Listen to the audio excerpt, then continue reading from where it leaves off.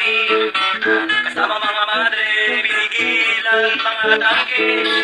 Umiiyak ka pa sa harap ng mga sundalo. Namigay ka pa ng rosas na nabili mo sa kanto. Kumusta na? Ayos pa ba ang buhay natin?